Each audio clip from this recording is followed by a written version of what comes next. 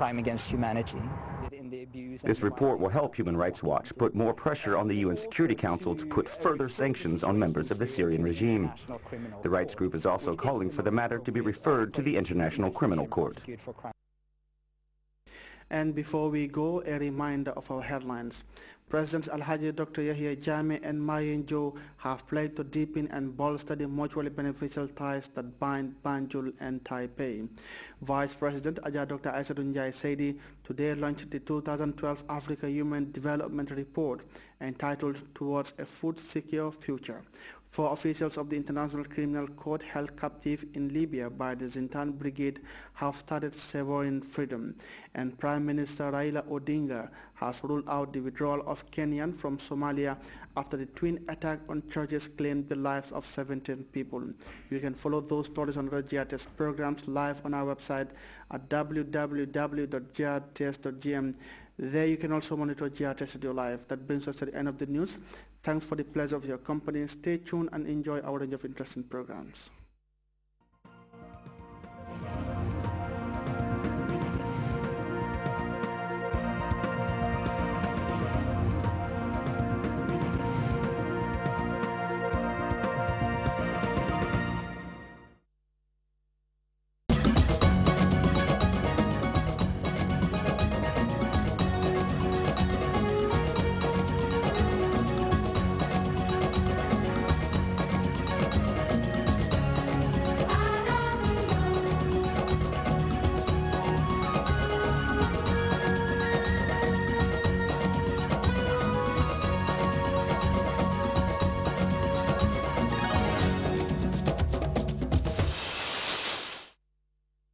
I've smoking drugs for the past 30 to 35 years now.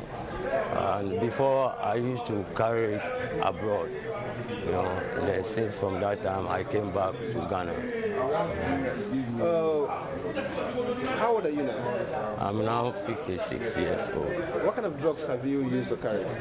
Okay, before I carried cannabis. Yes, cannabis. What drugs do you use? I use heroin and then cocaine. Because I don't work, I have to be hustling, I have to go here, look for money here and there. If you get any money at all you get, you come to it. You have to use it to smoke.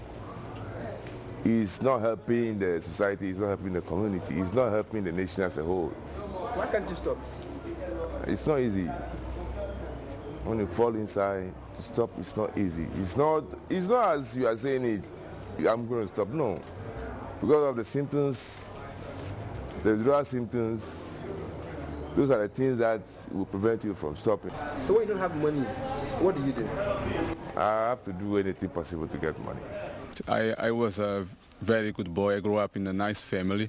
My mother is a teacher and my father is one man straight. I start to use drugs, I have like 15 years ago, but I start with marijuana.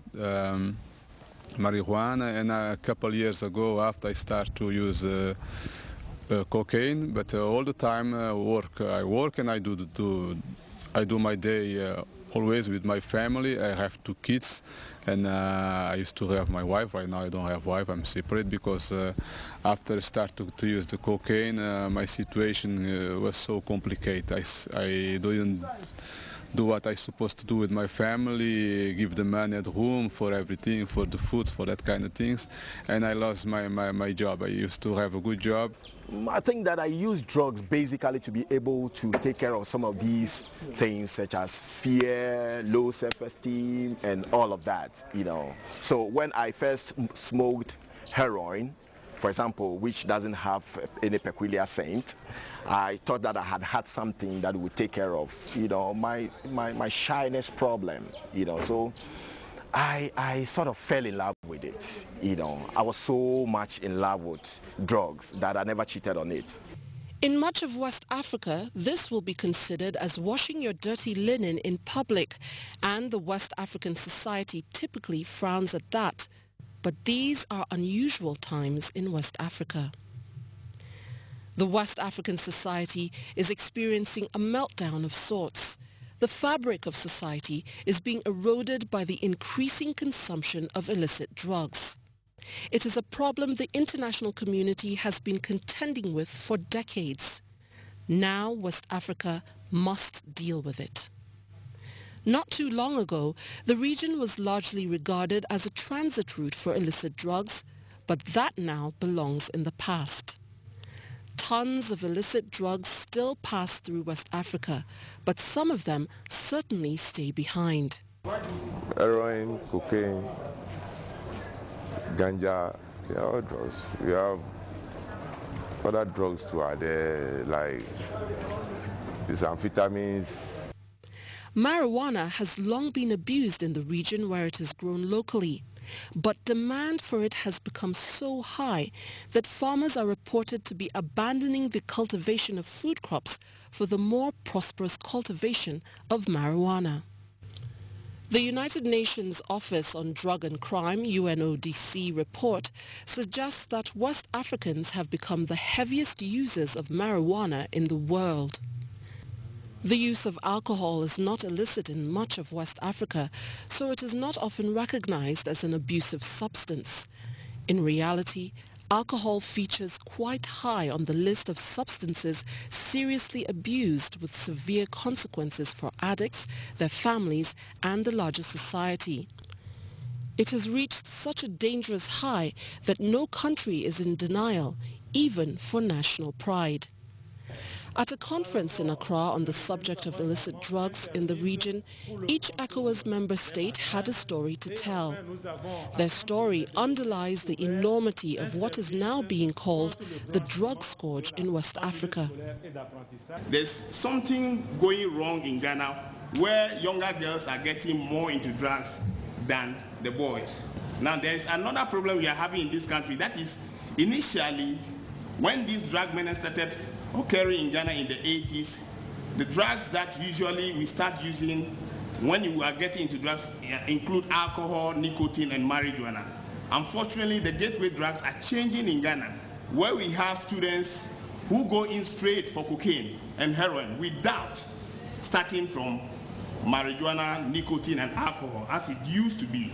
And unfortunately, too, those of our brothers and sisters who are in the area of treatment are also getting involved in the drugs. And it is known that some security people also use the drugs with the convicts, and the health professionals are also using drugs with their clients. Nigeria used to be a transit country, but of recent is graduating to a consumer nation. I'm talking to the people, okay? Common drugs of abuse in Nigeria are alcohol, that have different names. We have tobacco, very high, as reported by a number of researchers, have sedatives and antidepressants, amphetamine type drugs, heroin, cocaine, cannabis. And of course, the growing problem we have in Nigeria is the unconventional drugs. Drugs that are not controlled by any international law, treaty as it were, but that are available, like petrol, like glue, and so many other things. They are being used at a high level, and there's nothing government could do about it to do counseling, a kind of campaign, as it were. The most common drug abuse is marijuana, cannabis, and how is it being used. It can be inhaled by smoke. It can be produced in pepper soup. Sometimes people have parties in Liberia, and they prepare pepper soup with marijuana. I remember a kid who went to a graduation party. He drank a pepper soup, and he slept for 2 days. They also prepare cannabis with milk candy. Milk candy, you know, they sell it around the school facility, and the kids will go there and buy it. And also they have what they call the Chinese tea, Atai. You go to the Atai shop, they got several kinds of Atai. You know, they got 7 classes, so you must know what class to buy. If you buy the wrong class, well, you might get high. The effect has been profound. A substantial but largely underestimated segment of the West African population are now dealing with the social, economic, and health implications of drug addiction. My experience in the drug is a long-time experience, and it has devastated